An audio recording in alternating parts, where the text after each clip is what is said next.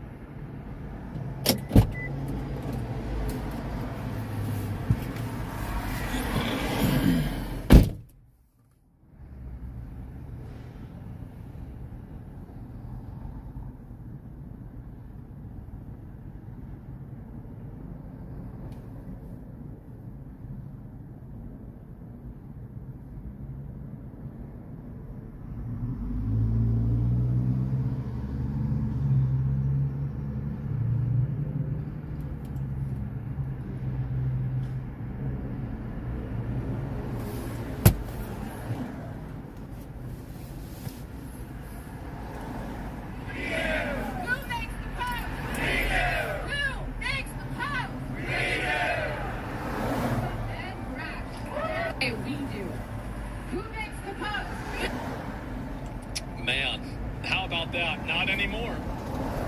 And so anyway, let me go back. I see this one too. And this is laid off normal people. This sucks. Laid off journalists. Low, wrath, and ruin. This is what somebody wrote. The bloodbath at the Washington Post today, roughly 1/3 of its staff has been laid off, illustrates the ruthlessly plutocratic and neoliberal nature of the U.S. economy. In the span of a single day, one of the world's most prominent English newspapers is being both crushed politically and restructured at the whim of a billionaire. It's honestly jaw-dropping. Damn, bro, like, that's a big deal. Wow, what a loser. I feel like this is the kind of stuff they talk about, like, whenever a bunch of people got killed in World War I.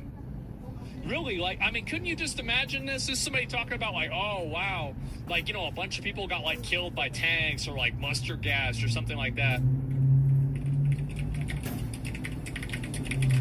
Take a look at this. So, the Washington Post had 13 reporters and editors for climate change. A lot for climate change reporters in the Washington Post. 13. The Washington, and the number is a little bit inaccurate, right? The Washington Post has reportedly laid off 14 of its 19 climate change reporters. I just read the Washington Post laid off 13 climate change reporters. I'm sorry they lost their jobs, but boy, what a lost journalistic opportunity. Oh, definitely. And this is it. See, 19 people. See, remember what I said before, is that they are a cancer. If you let these people get in there, they hire each other, and they hire more of each other, and now they're redundant, but they keep hiring each other because it's not about hiring each other, it's about consolidating power. They multiply. They are a cancer. One of so many things. What is this here? Let me see. I'll pull this up. And is this? Oh boy. Okay, let me go back. I'll see if I can find it. And criminal gang. I'll look at that in a bit. Yeah, I'll pull that up. And sound like Indians? Yeah, definitely. You understand? You talking about India? It's not about India. It's got nothing to do with India. And mainstream journalists are losing their jobs because 23-year-olds with YouTube channels are doing real reporting. That's right. Heather Kelly. I was laid off by the Washington Post today. I know, real original sentence, my first plagiarism in 20 years of journalism. My job was stupid fun, and I loved every minute of it. Man, that's just too bad, huh? Beautiful day. Stupid is not an adverb. Yeah, there it is. What's the temperature going to be today? People, I am so happy 60 degrees right now. It'll probably put up to 74 will be the high. Yep, all these people are getting sent back. Yep, 74 will be the high. Someone was in a war zone and got fired. Well, hey, the other one shouldn't have. They shouldn't have poisoned the well. They shouldn't have done it if they didn't want that to happen. So read her own reply. What's her reply? Let's see what the bitch said. What'd she say? I'm gonna stare at a wall for the rest of the day, and by a wall I mean TikTok, and then I'll stand up and get back to what I love. Writing about the ways real humans use tech for good and weird, yes, to disassociate after a bad day. Man. Outside, wait, what is this here? Outside of your ridiculous Washington Post bubble, nobody thinks their work was amazing, good. What the hell is this? The queen of diversity and retention studies has been let go. Damn. Running a red light. Oh, man. Oh, wow. That's crazy. Well, hey, that's just what happens, right, guys? And it's just going to get worse. Not the queen. Yep, word of code. Exactly. And so Washington Post, the writers and journalists on there are crying and upset about it. And I want to let everybody know that this is only going to get worse for them. It is. This will only continue getting worse, getting more extreme, and seeing more of them get fired. And the reason why, I'm going to tell you the real reason why, it's because these people aren't creating anything of value. That's the reason why they keep getting removed and they keep getting fired. It's because they're not doing anything that matters. So if they were doing something that people cared about, that people wanted to watch, none of this would ever happen. But unfortunately, tired of winning already? No, I'm not tired. There are so many other publications it has to happen to. Yes, and got to produce things? Yes, exactly. They're political pundits, not journalists. Absolutely. The funding is drying up. They aren't. And it's, again, 19 climate change. 19 climate change writers. The racist legacy that many birds carry. Rip bozo. Rip fucking bozo. I love to see this. Bird racism is no joke. He hates bluebirds. He's a red bird. There's nothing red birds hate more than bluebirds. Yep, there it is. If your position at the Washington Post was recently eliminated, please consider applying to write for the Babylon Bee. We are seeking applicants experienced in writing fictional content presented in the tone and style of a legitimate news organization. True. And learn the code. Yep. Jada Yuan, laid off writer from the Washington Post style section, gets ratioed for not keeping up on current events and missing the joke. Needs to go back to the Quality Learning Center as soon as you learn to spell, man. How about that? That's sad. Let me see who this is. Jadabird? Who's this been? Let me pull this up. Recently laid off national culture writer. I recently wrote 4,000 words on the murder at Washington Post. Murder? Wait, what? What the hell are you saying murder for? Oh my God. This is so extreme. Wow. Talking about a murder with all, oh, these are all the people that are getting laid off. Here we go. Kyle Goon.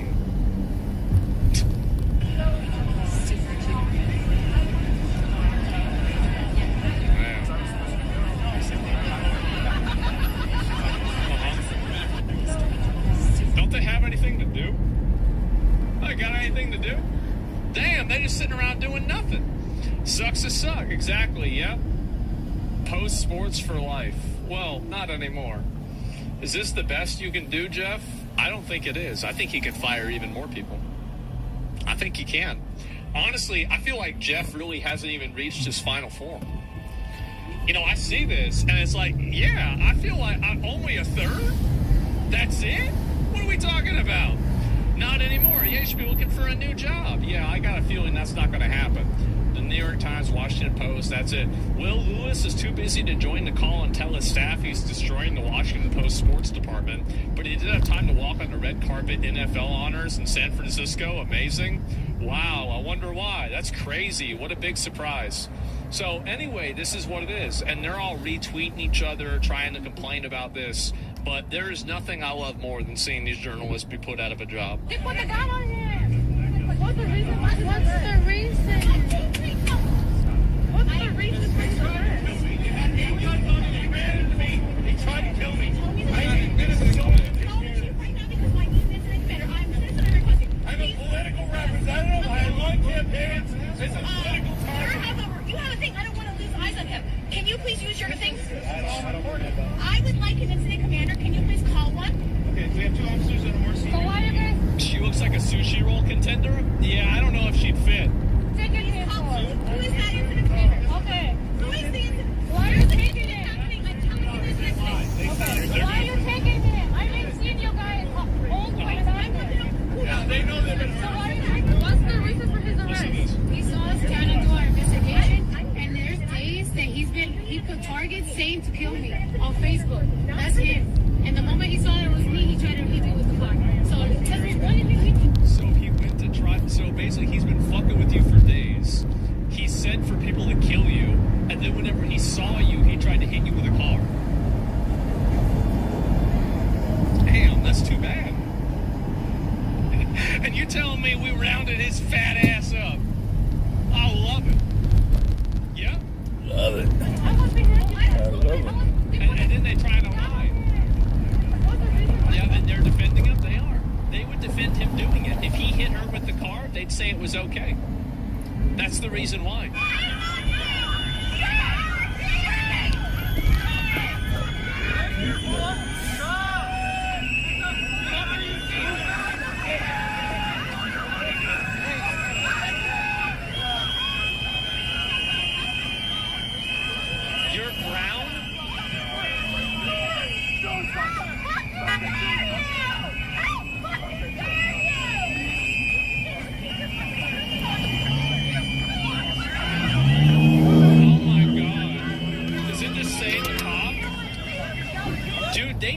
give this guy, like, fucking a bonus or something. They do. Like, this guy is going around being called the N-word by a bunch of white people because he's deporting people out of America. Like, I mean, we gotta help this guy out or something. Yeah, I mean, this is ridiculous. What the fuck is going on here? Ridiculous.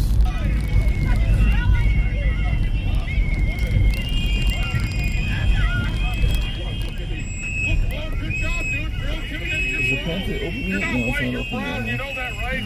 You look in the mirror and see a white person? Fuck you. You're brown. Fuck you.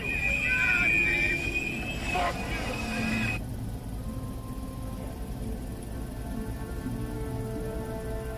What is wrong with these people?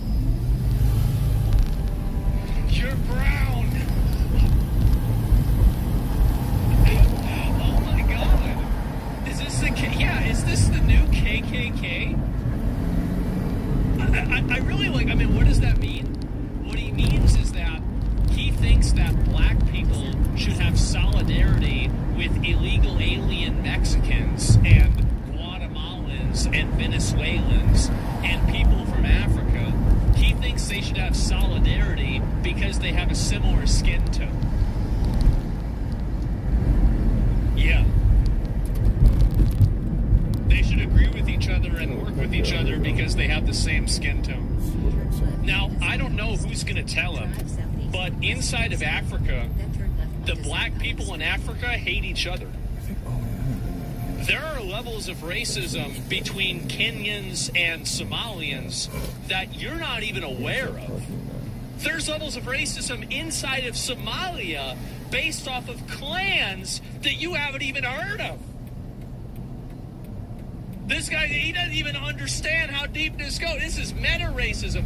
He actually thinks, bro, this guy literally thinks that racism ends at skin color. What the hell do you think we did World War I for? We had to come up with something? Fuck. Like, these people were so stupid.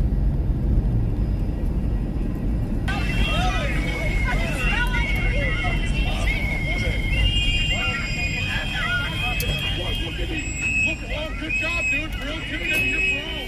You're not white, you're brown. You know that, right? You look in the mirror and see a white person? You're not white, you're brown. You know that, right? You look in the mirror and see a white person? Fuck you. You're brown. If you look in the mirror and see a white person, fuck you, you're brown. Fuck you. Oh my God. Oh my God. What a fucking idiot, man. Racist protesters, I don't understand how these people turned into the KKK. And yeah, he got, rolling up on him in the Subaru. Rolling up, hey, there ain't nothing like rolling up on a bunch of black people and yelling at them in your Subaru. Man. Those are the days, right, boys? Yelling at black people, calling them the N-word. Oh my God. And Democrats already KKK? Yeah, it's really impressive for me to see this. Seth Rogen fell off, yeah. And as a self-declared sane person, I declare these people are wingnuts. They take the Subaru brand, I know. And really, it's weird as hell what these people are doing, isn't it? These people are always racist. The mask is just coming off now. Well, I think that what's really being revealed by these people is the fact that with a lot of them, they actually are racist. Like, they are legitimately racist, but they are not the same kind of racist that they think other racists are. So they think that because they are a different type of racist, that they're not racist. But they're actually just another type of racist. That's it. They want to wall in there. Yeah, exactly. They're racist and stupid. Well, what I'm saying is that their version, like, they're also advocating for racist racial policies and racial identity and racial politics. But they're doing it in a way that they think is a morally good way. So for them, racism is a good thing. It's kind of like it's like the horseshoe theory, basically. Play the video of the New York City chick saying black people don't know what a computer are. I'm Ami Horowitz, and I'm here in Berkeley, California to find out if voter ID laws suppress the black vote.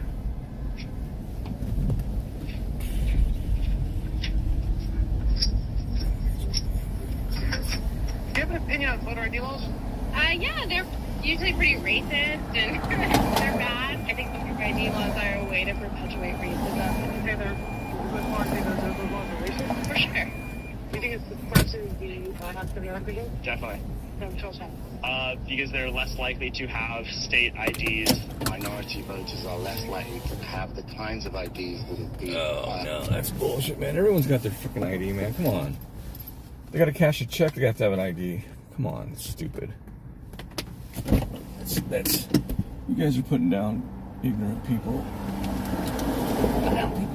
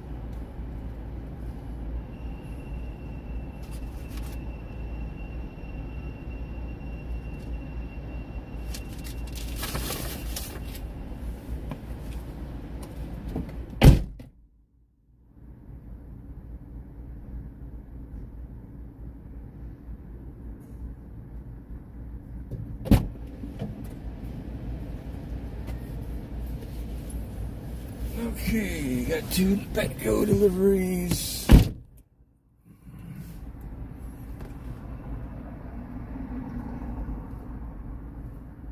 Okay.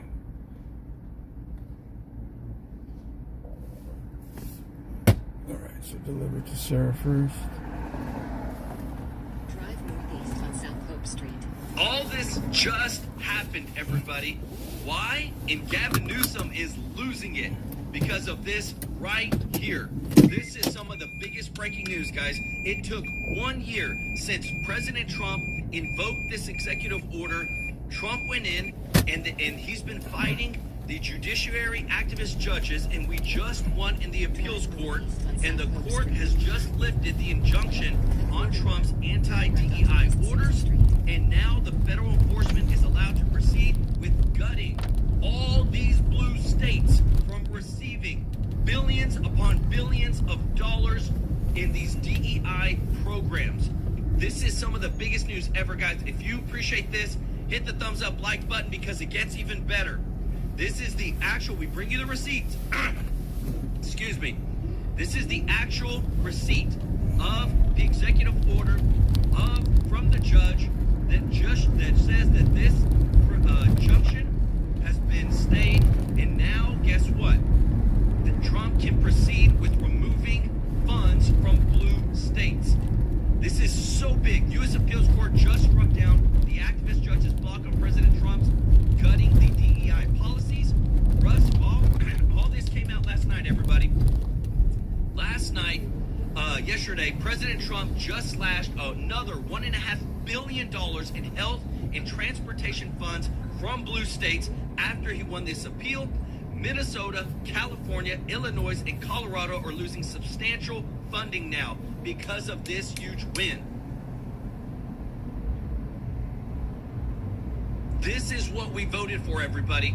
We voted to gut the wasteful spending, and now we won in the appeals courts, and now we're moving forward. Here are the states that are losing, and this is how much, and we've got even more to show you in just a moment. But I want to give some special love to those that have given. Deanna Rankin, thank you so much for your support. Our boy PDX67. Show Richard some love in the chat, everybody. Thank you so much, Richard. Robert Cash, Miss Real Real, thank you so much for your support. Show Miss Real Real and our boy Richard, Deanna, Robert, some love in the chat. Debster, welcome to the family. Show Debster some love in the chat. Jim Barbado, let's go. Show Jim Barbado some love in the chat. And thank you so much, Debster, for your support. I'm telling you, we're just getting into this, guys.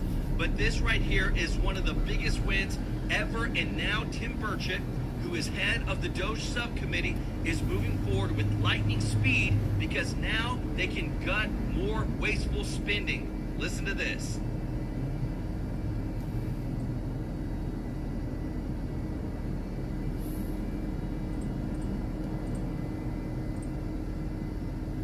Drive southeast on West 6th Street, then turn left onto South Alex. Burchett. You know, Congressman Burchett, when we look at Thank that, you, several of these are federal programs. SNAP, by way of 2655. example, Social Security. Thanks for subbing. This is taxpayer money that is being Just doing a little bit of DoorDash here in downtown LA. Yes, ma'am, you're correct. President Trump is, as he always is, he is the messenger-in-chief. My buddy J.D. Vance is in charge of that. I ran into J.D. last week in the White House. Here's Pershing Square. In this room, because I think that what you're going to see is it's rampant across our country, but in these blue-controlled states, you know, they have a pattern of this. The fraud is ingrained within the administration, within the bureaucracy, if you will. They encourage illegals to come there. They give them driver's license, and then there's automatic voter registration. You think and illegal aliens should have driver's license? I've told people, I said, when y'all go pay your taxes this year, they don't even get that $14 insurance. billion that they stole from you in Minnesota. Wow. And the gutless politicians that won't call them out on the carpet, because that's what we got to have. And that's what President Trump is doing right now. And by letting JD, you know JD, pretty well, let's say a lot better than I do. And Daniel, he's a fighter, and he's nobody's dummy. No, he's not. And he's going to be leading the task force. So you've got Vice President Vance. You also have Andrew Ferguson. So he's a federal official. So downtown is so hard to find I've already parking. told you on this channel that J.D. Vance is leading the new anti-fraud task force. He's working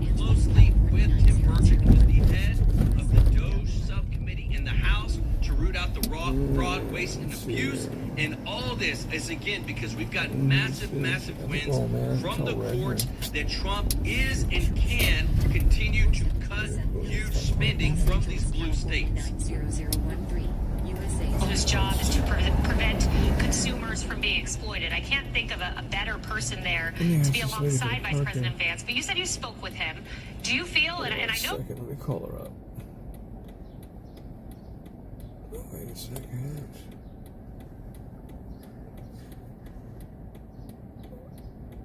That will let you into guest parking as well. Let's see. Oh, okay. Entry code. I see what you're saying. Okay, so I guess guest parking will let you in. Okay. Let's see. Guest parking is where? Right here. Okay. They parking the guest parking lot here. Well, that's good. They got guest parking.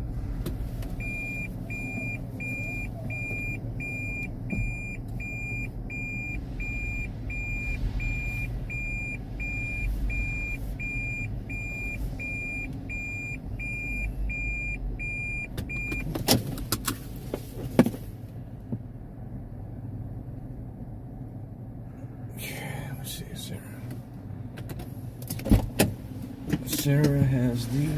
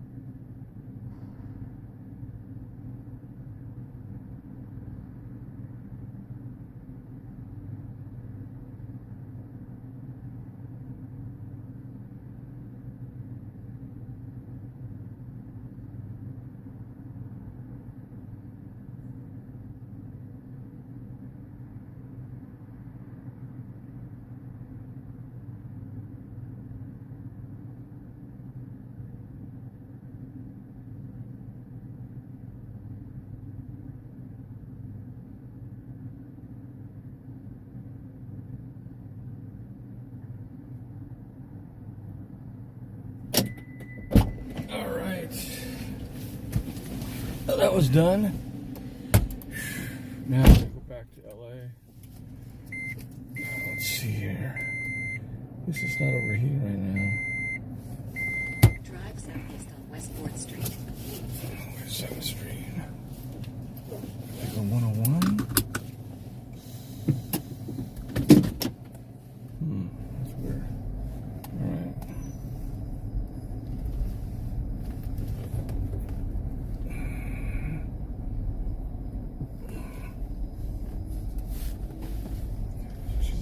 southwest on Southville Street.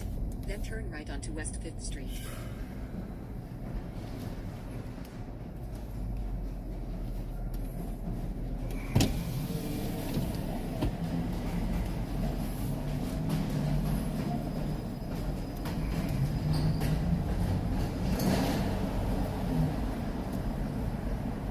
Korean lady walking around. Let's see. Oh, I should have saying take the freeway. That's what it's saying. Can we get on the freeway there? Amazon delivery guy here. Oh, there was a loading zone parking. I didn't know that. Okay. Oh, there's Planet Fitness. Someone's broken glass there.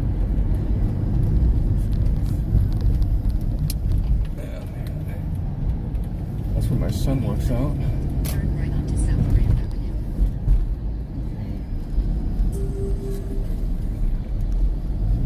Okay, so let's see. Let's see what it's saying. Take south.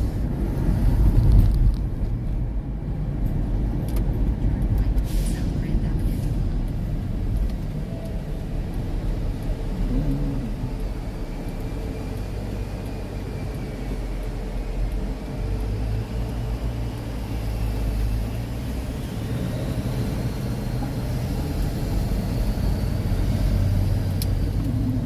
I used to work on Grand Avenue Uni years ago, back in the late 80s and 90s. Downtown was so different back then. I don't even remember if they had these high-rises here. They probably did.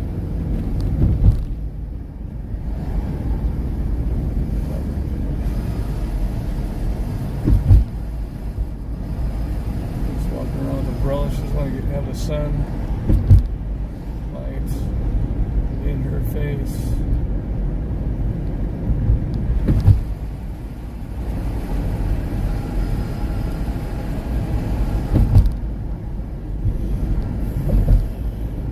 It's the Disney Center right here. And, oh, that's the, what do you call it? The music center.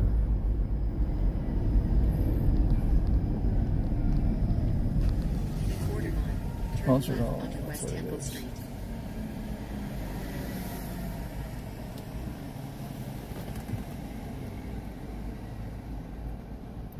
Oh, he is, because you're right. I do know Vice President Vance. He's on the mission. Did he share with you anything specifically that they're looking at?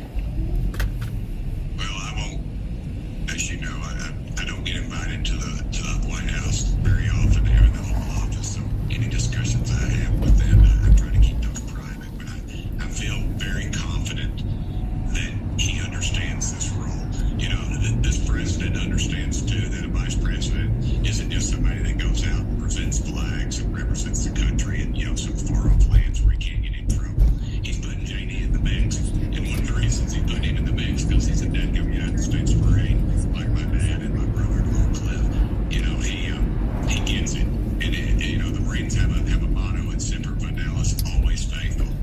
And JD, and you know, he's always faithful, and he's faithful to this country. And I couldn't be more excited about this role because we have too much talk in Congress. Everybody wants to have a dead-gum hearing, as you know, and then we follow some other shiny object down the road, and nothing occurs. But this is a president and a vice president of action, and we're going to see some action, and it's long overdue. I love that you say that because Action is already what we're seeing, everybody. We've got the receipts for you. This is big. I want to show you real quick again. We were just won in the appeals courts, and this is huge, everybody. Listen to this.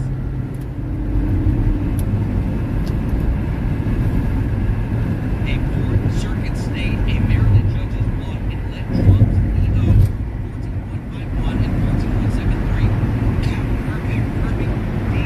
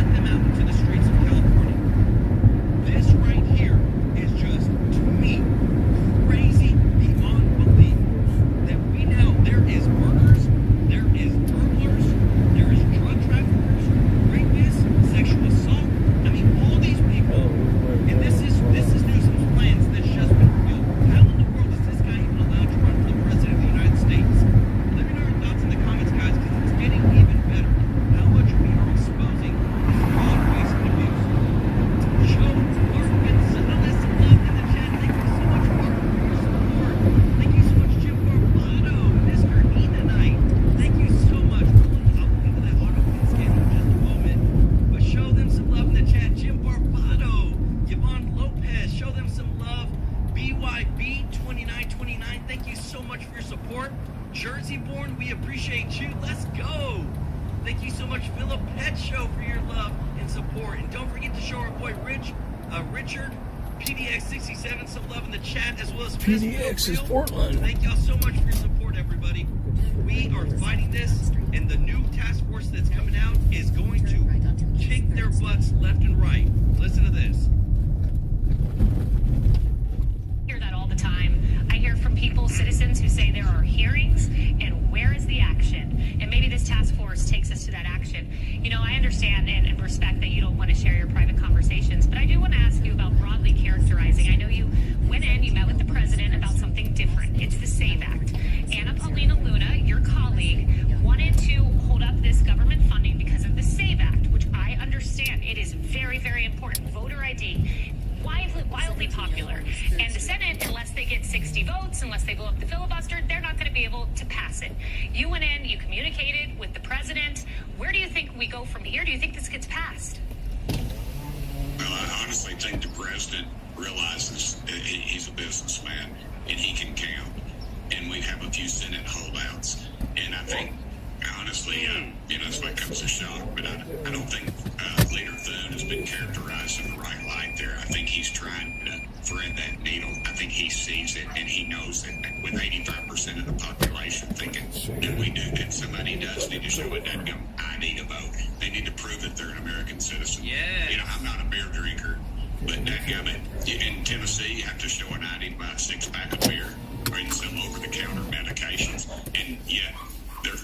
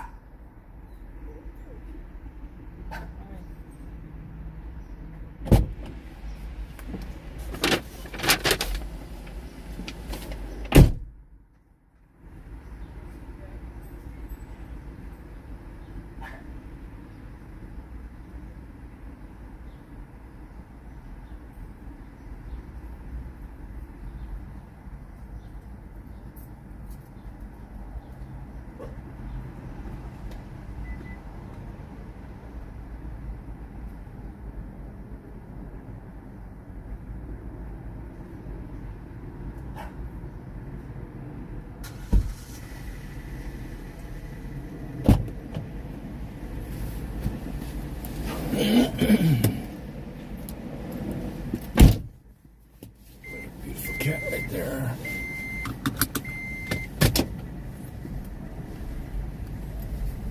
Going out Jim Crow, Schumer is. To me, it's racism that Schumer thinks that a minority population cannot produce it, and that American citizens can't produce an ID. To me, that just shows the ignorance of the left. And I think it's discrimination. I think that what you're seeing here, guys, this is when we show you things on this channel, we try to show you exactly what's going on and try to make sure we're very neutral. Common sense. Common sense tells us this right here. 71% of Democrats want voter ID. This is the polling. 95% of Republicans want voter ID. Why is this guy not a co-sponsor on the SAVE Act? And we're exposing everybody, guys. If you appreciate this, if you don't mind, hit the thumbs up like button. Why is this guy not a co-sponsor of the SAVE Act? Why does the majority of Americans say we need to have voter ID? We've got another poll, guy. I'm bringing you all the pollings of what's going on. Because if it's all about the receipts, it's all about normal people who are the voters, we show you what's going on. Look at this right here. A Napolitan News Service polling showed that 56% of people strongly favor voter ID. Guess what? Another 25%, this is off of everybody, somewhat favor voter ID. So right there, the numbers together is 71%. That is over two-thirds majority. A super majority of America wants voter ID. And then the rest oppose. So another, what is this guy doing? We must pass this. We got some inside news of what's going on with the Supreme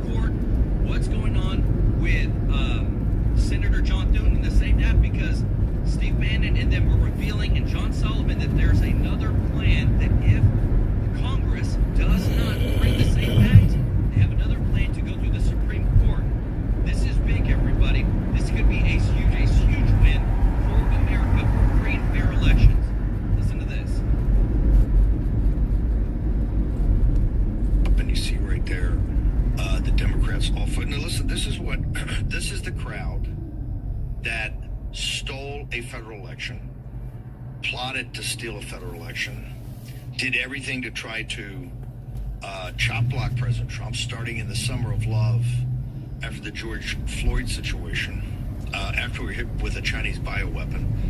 Oh, by the way, a couple of biolabs found in Nevada. Now they arrested, I think, an Israeli-American, a dual citizen, and they just released him. I'll try to get more of that today if I can. If not, we'll do it Monday.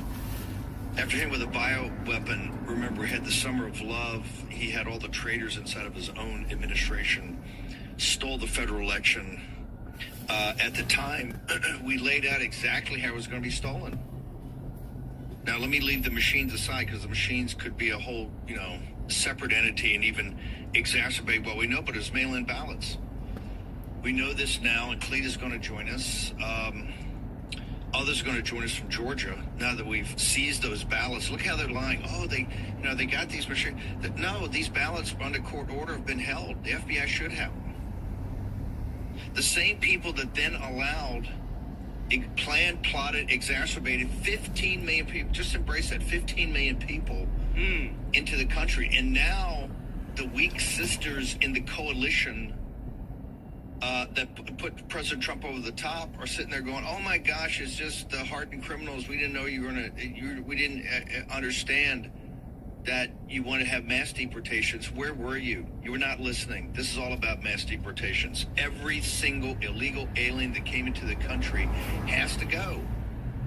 The only way you're going to put American citizens first is to do that. So the very people that sat there and tried to gaslight you, the border's not closed, the border's closed, the border's not open, there's no open borders. Remember, Mayorkas and every one of those talking heads every day. For 15, President Trump says 25 million are now sitting there, and the worst thing in the world, they can't abide by just a legitimate ID, clean out the voter rolls of all the illegals and people that shouldn't be voting in districts, and put a modicum of signature verification on mail-in ballots. Think about that for a second. The bare minimum to have fair elections. And I want to show you, everybody, how they are. These types of videos, I'm not joking. This only comes from blue states, which you're about to see next, of what they're trying to do to cause chaos, to deter the perspective and the narrative of what we need to be focused on, to focus on more things like this. So we don't know, for some reason, high school teachers, listen to this. For some reason, high school teachers think that it is okay to let their kids run rampant over these ICE deportations, over voter ID, over fighting over these elections. This is a video of the kids. Look at this. High schoolers that are running down the streets carrying Mexico flags, other countries' flags, after their teachers release them from schools so that they can go and do ICE protest. Look at this. What is it? This looks like a third world. And you know what? It gets even worse. Look at this right here. Literally standing on cars with all these signs, holding up Mexico flags. Like, this makes no sense, but this is what these teachers, they're letting these kids go, and this is what's happening. Like, this is what they think. And look, this person's driving an Audi. If you're in a high school and you're driving an Audi, that means you got some rich parents. But this is, to me, what is this even about? They're trying to radicalize the youth now to try to give a message against voter ID and against these ICE deportations. Let me know your thoughts in the comments, but this is happening all across America. We're trying to show you how far they're willing to go to even use the kids, because these are kids, to try to get their message across. Jim Barbato, thank you so much, brother, for the 5 gifted True Life News memberships. Show Jim Barbato some love in the chat. Thank you so much, Jeffrey Hatt. Our boy, Mr. Tracy J. Norby, with the super chat. States' rights. Everything's all of a sudden, they're all federalists. It's all states' rights. Because they are insurrectionists, sanctuary. No one is legal stolen land. There is one big story brewing, and that is Bad Bunny. Is the malevolent rabbit going to do what he's told to do and just sing, or is he going to cause a ruckus? For a while, it felt like the era of celebrities in politics was over, from Hillary Clinton's toe-curling mannequin challenge to a Harris campaign, which fronted millions on purchasing celebrity love. The message was loud and clear. We don't really care what any of you think. Unfortunately, like zombies descending from the Hollywood hills, these celebrity preachers are back. And whether you agree with them or not, recent history teaches us they're not going to change anybody's minds. That's why Bill Maher, who's certainly no fan of Donald Trump, used his show last week to tell them to shut up. In a country where the big issue now is affordability, outside of, I don't know, Springsteen and a few others, celebrities don't strike people as relatable or in touch. And what their activism mostly activates is eye rolls. Well, they're not listening, just as people are generally not listening to Bruce Springsteen's anti-ICE protest song, and many people would rather they hadn't listened to this anti-ICE poem read by Peter Dinklage. Ice wheels flinched and froze. Now, bare riot of candles, dark fury of flowers, pure howling of hymns. If for us she arose, somewhere in the pitch deep of our grief. And on the subject of not listening, this week's Tone Deaf Award must surely go to Billie Eilish, a supremely talented singer, but who had stars of the Grammys clapping like seals for her pretty ludicrous claim that there are no illegal immigrants in America because all of the land is stolen. And we can't show you the original clip for reasons to do with propriety of the clip, but this AI rendition has captured the essence of it.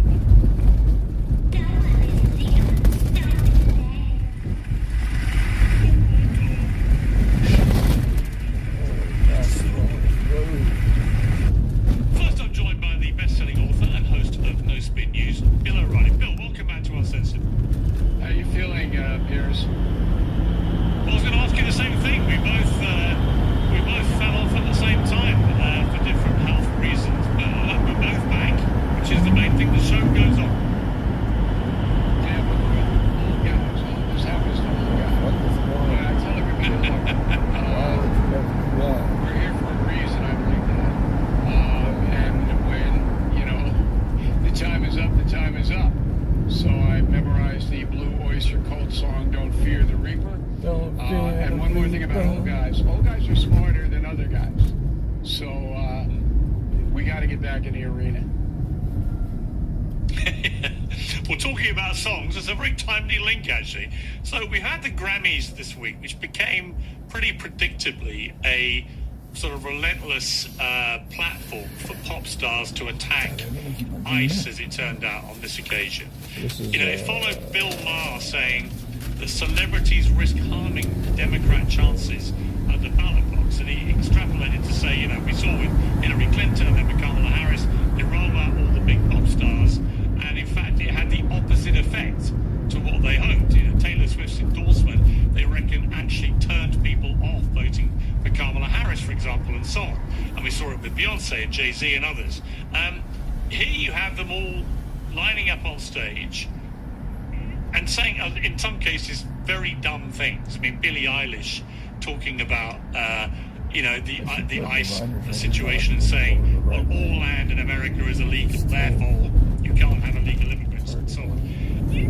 Taking Bill Maher's position that they should all shut up, is this an example of why they should shut up, or do you actually believe they should all be allowed to say what they like? I don't care what they say. I mean, it's like somebody on Speaker's Corner. I mean, do I care what the guy's doing? No. But there's a good story here that's untold. In the pop music world, if you don't toe a line, it's like movies and TV, a certain line, you're not going to work. You're not going to get marketing money behind your recordings. So you have to toe that line. And if you don't, then you have to move to Nashville and become a country singer. That's the way it is in America. And the second thing is that a lot of these performers, they like to virtue signal and live in a bubble. So they only talk to people who agree with them, and they go, oh yeah, this is terrible, blah, blah, blah, whatever. and they feel good about themselves, so that's why they do it. But it's so inconsequential to reality in America, it means nothing. However, there is one big story brewing, and that is on Sunday, Super Bowl Sunday, with Bad Bunny. So I'll be at the game, and Bad Bunny. I'll be, you know, I don't know if I'm going to see the mischievous rabbit or not, but if he starts this nonsense in the halftime show, all hell's going to break loose. And the NFL knows that, and they have already talked to Bad Bunny's management about it. So it's a little drama. Is the malevolent rabbit going to do what he's told to do and just sing, or is he going to cause a ruckus? That's an interesting storyline. It is, and of course, underpinning all this is the wider debate about ICE, following the killings of two people in close proximity. What is your overview, Bill, about the whole thing? Because we've seen they've taken 700 ICE agents out of Minnesota now, clear retreat, I think, by the Trump administration. Trump's own language has been much more mollifying. He picked the phone up to Tim Walz, and they clearly recognized lines had been crossed here. Obviously, Trump wants to fulfill his campaign pledges to get illegal immigrants out of America. Most Americans applaud what's happened on the southern border. They applaud deporting illegal immigrants who then commit other crimes. But the flashpoint appears to be ICE agents masked up, going from door to door, just apparently picking on people with brown skin, whatever it may be, and checking their status, and if they're undocumented, chucking them in prison cells with a potentially deportation to follow. Is that American, that last bit? Well, you got to take it from what exactly is happening, and people in the UK and Europe don't know what's happening. They don't understand the story, so they buy into the propaganda. Number one, I disagree with your word retreat. So what the Trump administration did was it realized that leadership in Minnesota, federal leadership, was not what it should be. And that some ICE agents, I don't know how many, I'm not on the ground, were not behaving in a professional way. They were overreacting. And as a result of the overreaction, 2 Americans were killed. They shouldn't have been killed because the Minneapolis police should have been assisting the federal raids and then keeping the crowds away. So if in New Orleans, I have a coupon for 2 chicken sandwiches. you don't have any of this because the local 7501. assist us. They keep the protesters No, back. 01. They don't let them come up within an inch of the ICE agent's face with a gun. Oh, okay, yeah, 2 Whopper Juniors. I'm sorry. Which is insane. Now, no American wants people killed. Yes, That's that'll be crazy. it, sir. Who would want that? Okay, thank you. But if you look at it in totality, what's happening is a rebellion on the part of the state of Minnesota against the federal government, just as we saw in the states before the Civil War. And that rebellion is leading to chaos, and chaos always leads to destruction. So that's where we are. Hello. Now, the mass thing is very simple to explain. These agents have families. If you get their full profile face, you can find out where they live. And there, believe me, Pierce, there are militants here who would go down and hurt ICE agents and their families. They would hurt them. So this is a self-protection, and it's entirely legal to do it. All right? So all of this subtlety to explain what's happening is lost under fascist ICE agents kicking in doors. I'm not even going to go into the warrant thing, which, you know, it's so complicated. But what the Trump administration promised to do and was elected on is to get the illegal migrant situation under control. And when they are searching for criminal migrants, many times there are other migrants in the country illegally with no criminal record that are associated. And the agent on the street can't make the determination. Can't.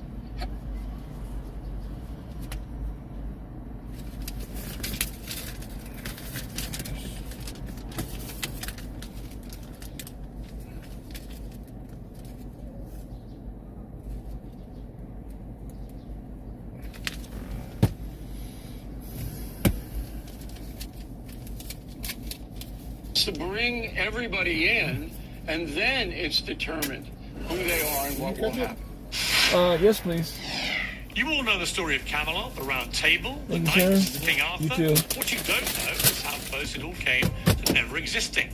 The Pendragon cycle, Rise of the Merlin, tells that story. Before the legend, Britain was at war, old magic, new kings, nothing in balance. And at the centre of it all was Merlin. Not the wizard you know, just a man born with power nobody could control. Every choice he made shaped the land. Every spell changed the future. He could have ended wars and ruled everything, or destroyed it all. Instead, he chose sacrifice. This isn't a fairy tale. It's an epic origin story, told with big production value. The Pendragon cycle, Rise of the Merlin, is presented by the Daily Watcher who worship during a service and potentially breaking laws by doing so, and somebody who identifies as a journalist following them in to report on what is happening. Do you draw that distinction? And therefore, if you do, is this an overreach to prosecute Lemon and the other journalist? I wrote a column on BillO'Reilly.com, and I hope all of your viewers will go to that website because it's the fairest website in the world, and everything I say is backed up by facts. I've been doing this 52 years. I don't believe that Don Lemon is going to be convicted of anything, and I would be very doubtful that his case is even going to get into court because there is reasonable doubt. And Mr. Lemon is entitled to due process. I'm not going to convict him. I wasn't there. I don't know what he did. But if he colluded with the protesters who interrupted the church service in Minneapolis, then he's guilty. And I said, okay, let's go. Well, he's guilty because he violated the Civil Rights Act. Federal. It's a federal crime. Okay? But if he just got a tip, if somebody just said, hey, Don, there's going to be a big hoedown at the whatever church it was, you ought to cover it, and he ran in and covered it, then he's not guilty. Pretty simple case. But there's a couple of good subtleties to it. So the column that I wrote is Don a lemon? Okay. So there's no downside for Don here. There's no downside. No, none. None. So he gets a massive amount of attention, which he needs on his podcast to make money. The lawyer he hires, Abby Lowell, more than $1,000 an hour. Don's not paying him. The far-left crews that love Lemon, they pick up the tab for that, political action committees.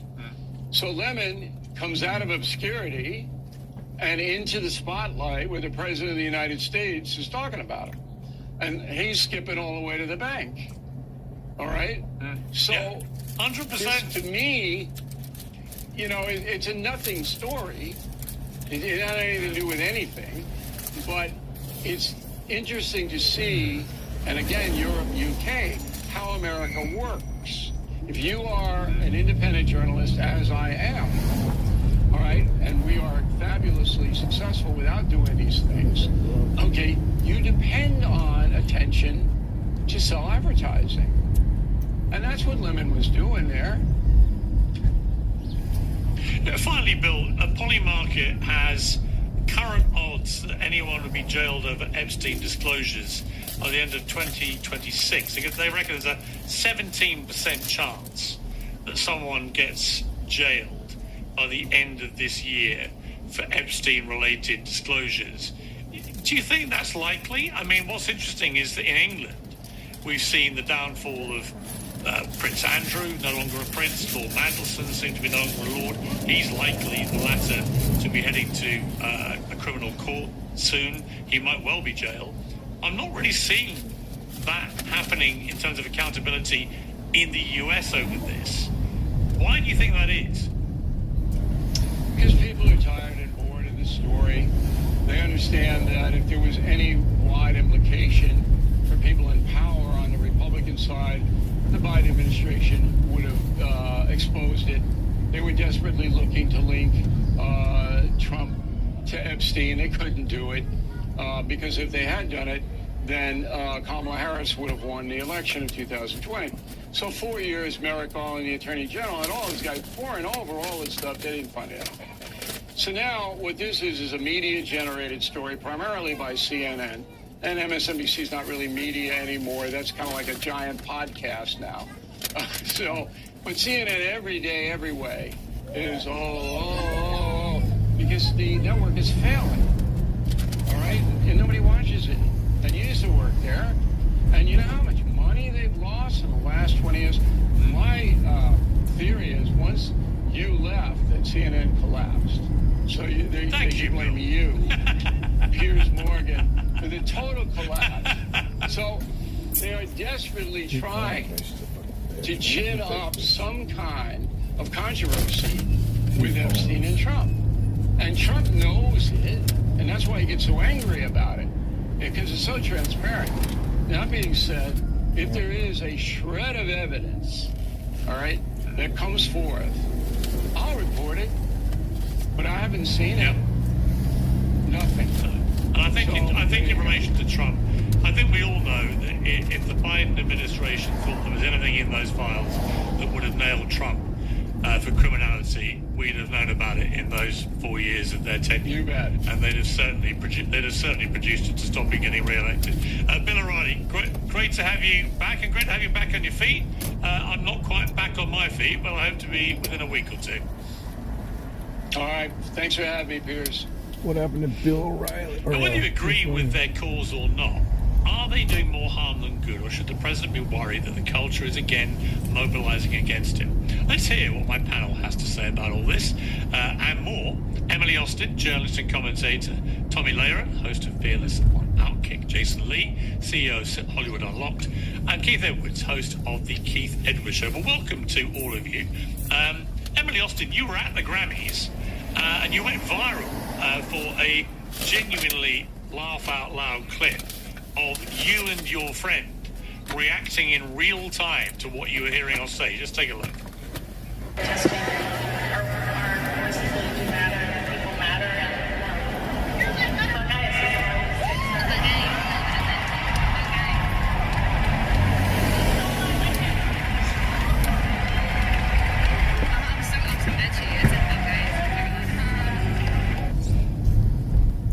Now, full disclosure, Miss Eilish and I share the same Hollywood hairdresser, which has worked out rather better for her than me. He's a lovely guy, he's a brilliant hairdresser.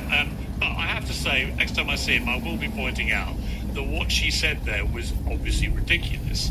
But it's interesting to me, Emily, after a few award shows where celebrities kind of got the, let's leave the politics out of this memo, they're now back with a vengeance. ICE has been the catalyst for this. We didn't hear anything about Iran, for example, and the heroic protesters or anything like that. It was all ICE, ICE, ICE. You were there. What was the mood in the room like? Well, first and foremost, thank you for having me, and I'm so happy you look like you're feeling great and not up and moving around just yet, but at least your mouth still works. That was my mother. My mouth works, and I do a job that involves sitting here staring at a camera, as most of us do, so thank God for my job. Oh, always good to see you. But my mother was the woman sitting next to me in the video, and it's so funny. Oh, I'm sorry. I thought it was your younger sister. No, it's a compliment to her, but the party of love and kindness and inclusivity has been the first group to attack her on her appearance, on her parenting choices. Personally speaking, I think she did a phenomenal job. But the mood in the room was, everyone was elated. It's basically a free concert for those who were invited. It's a big party. People are singing, dancing. And then every time there's a political rant, let's just call it, political nonsense, everyone kind of forcefully stands, besides myself, because I'm not a sheep. But you could tell that there's just this fatigue. And contrary to what you just said in the intro, I don't think Trump is worried. I don't think anyone's worried. Because if one thing completely dismissed of all of Hollywood's opinion, it was this past election. Kamala had every Diddy Party guest, every single celebrity in the world that endorsed her, and clearly it didn't work. She had Megan Thee Stallion, Taylor Swift, you name it, they endorsed Kamala, yet Donald Trump won not by a small margin, but by a landslide in this election. So celebrity opinions don't count. Now, personally speaking, I love music, I love theater, I love the arts. And coming to this event, I was so happy to just be there and be present. And I don't take their opinions seriously. Nobody else does either, but it's just so annoying that they speak on something that A, they don't believe in, or B, they don't put their money where their mouth is. But, you know, at least I can reassure you, a lot of celebrities did in fact come up to me. They were like, we love your bag, we're so proud of you. And I'm like, why don't you speak up?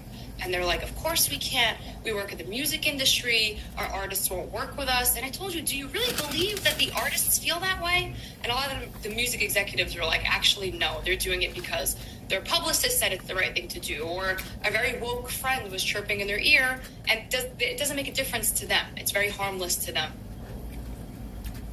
And Tommy Laren, welcome back to our centre. It's been way too long. I've missed you. I know you're incredibly busy and successful now, and we often cross over when we're doing our own stuff. So it's great to have you back. I know we've got a slight delay, I think, with you down the line. So I'll preface my question carefully. It's since emerged that Billie Eilish's own massive mansion in California is built on Native American land, and the Sinai law firm in LA has reportedly written up a 30-day notice of eviction and is ready to serve her. So words can have consequences. What did you make of this? Yeah, again, this whole notion that we exist on stolen land, I mean, either borders are imaginary or this is stolen land. You can't have it both ways, Piers. But it doesn't matter to these celebrities because there's never any cost to anything that they do on that stage. There's no social cost because everybody in the room is clapping like sheeps. They all share a brain. There's never any real monetary cost. Yeah, sometimes they donate to a cause, but that's a tax write-off.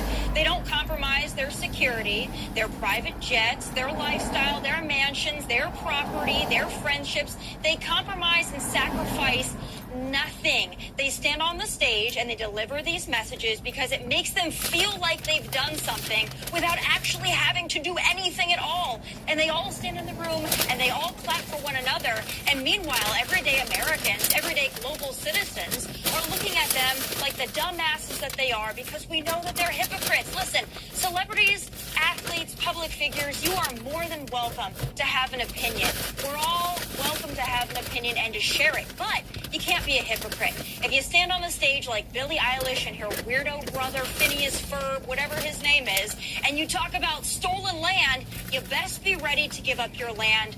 And I believe up until this moment, I haven't heard anything from the Eilish camp about ceding their land to the Native Americans. So in that case, kindly shut up. All right, Jason Lee, they're all a bunch of shameless hypocrites who don't know what they're talking about, and if they really believe in the stolen land theory, then they should be giving their mansions back. Well, you know, I'm not going to argue what these people do with their mansions, but a couple of things that you said that people are tired of what celebrities are talking about. Donald Trump is a celebrity, in case we forgot that. He's a celebrity that used his celebrity to become president, and his movement, Make America Great Again, is really about making America racist again. If you want to talk about stolen land and just ignore what happened to the Native Americans, ignore what happened to black people in our country, to do that would be siding with the oppressors. And I will tell you, like, I'm not one to say that celebrities should matter, but this is the same president that just used Nicki Minaj to come from her home in Calabasas that was on its way to foreclosure or her being evicted to come to an event to propel whatever message he wanted to get out there in front of the Epstein files. We have a president right now who throws Christianity, who uses every weapon of mass distraction in order to make the American people in the world forget the fact that he was hanging on a jet with Jeffrey Epstein, sitting over there on the island, and all the documents that have been released show that all the pedo sympathizers, even on this show, defending Donald Trump, have a lot that they don't want to be accountable for. So I'm not gonna, you know, be distracted by the narrative that Bad Bunny talking about out ICE is some way more important than the fact that most of us have sat by and watched the genocide in Gaza and have sided with a pedophile. Sir, do you own a home? Okay, well, let's... I'm sorry, there's somebody else going to talk. We can get into questions later. Cause Wait, I just... No, actually, it's a good question. It's a good question. What was the question? Do you own private property in the United States? What I own has nothing to do, it's almost as relevant as you sitting in the Grammys singing along to all the artists and using a moment to go get clout for the world to see you. I don't know. So you don't want to answer the question? Classic liberal response. It doesn't matter. I'm sure you own a home, And I'm sure you did not check if a Native American had previously owned the land. Slavery is and you over. are part of the Listen, Billie Eilish slavery camp is over, that will and say you that don't there's no control illegals what on I do. stolen land, but you you know live in what? the Let's stolen talk about land. the. You Let's live talk on about the stolen fact land. that immigrants look like you. Wait, but let's talk about the Also, fact that because I immigrants look look too like white, you, I'm a problem. right? I'm Let's Middle talk Eastern. about Renee Good. I am Middle Eastern. Let's talk about Renee. Let's well, you talk look about like Renee you look Good. like a white woman. You look like a white And is woman. that wait? And Renee What Good is was shot wrong in the with face. looking white? Alex Pretty What was is shot. wrong with Good looking idea, white? Listen, just What's the listen. problem with Your looking white? proximity to whiteness, is jumping off the screen, and so you benefit from proximity to whiteness, but you don't want to acknowledge all the issues that your people are created in our country and for the world. Sorry, right wait now. a minute. So Sorry, wait a minute. Wait a minute. Okay, wait a minute. Whoa. Go ahead, Pierce. Proximity to whiteness is now a problem. No, I'm not saying it's a problem. Listen, I want to make America great again. I just don't know when it was great and for what people. I think this is make America racist again. I mean, peers in our country, you'd be considered an immigrant. Until they started shooting white people in broad daylight, this wasn't as big of an issue as it is right now. So let's just be honest about that. Well, I am. I'm considered actually, for the record, an exceptional alien. That is my immigration status to the United States. I get a new visa every 3 years on average, and my exact, precise, the way they describe me on my visa is a exceptional alien. Now, I could get all upset about that. I don't think I'm an alien. I think I'm a human being. But I quite like the word exceptional, so I let it ride. But I'm curious that you would attack Emily for her proximity to whiteness. In other words, she's not completely white, but she looks kind of white, so therefore, doesn't fly. I mean, she looks like a white woman to me. I'm not attacking her. I'm addressing her. I think there's a difference. Imagine if I said to you, Jason, imagine if I said to you, Jason Lee, you're kind of black, but it's more a proximity to blackness. I get that, but I get that from white people all the time. My mother's Italian, my father's black. I get that I'm Dominican. I really don't care what people think my proximity is to, and I'm not sensitive. You know so what you'd call me if I said that? Personal if anybody you wants would call me a racist if I said that. He did just you call know me it. No, Piers, unlike some people that look like me, I actually think you're exceptional. I love that you can put it out there and own it and stand in it like I can, and like everybody, like Tommy can, right? And so, my opinion about her is her opinion about Bad Bunny. We're all here to share our opinions, and I just stand in mine. I love Bad Bunny. And I'm very confused why you're playing identity politics. Yeah, so am I. But let's come to Keith, who's been waiting patiently. Bad Bunny is going to be the big figure at the Super Bowl. He is the halftime show. He's obviously seized the Grammys and made a big political statement. He's entitled to do it. But I think if he pulls that stunt at the halftime show, there's going to be massive repercussions. Would he be wise to just focus now on the music? Well, I think, first off, Emily, I have to applaud you. I'm so impressed by your bravery, wearing an American flag purse at the Grammys. I salute you. It's Rosa Parks, MLK Jr., and Emily Austin, the civil rights leaders of our time. I can't believe you were able to survive that.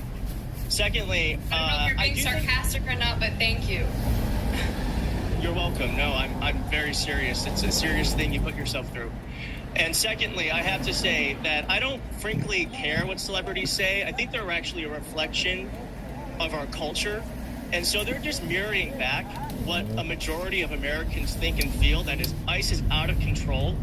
What ICE is doing is un-American, and ICE needs to be either abolished or deeply, deeply, deeply changed.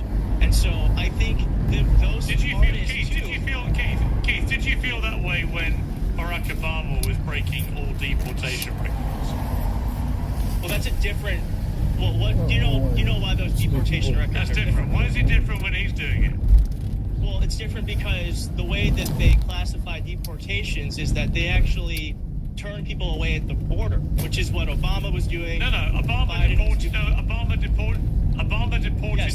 Yes, how they count those how they count that a deportation counts is when they actually stop someone at the border and tell them to go back. So that is considered a deportation. So that's where that number comes from.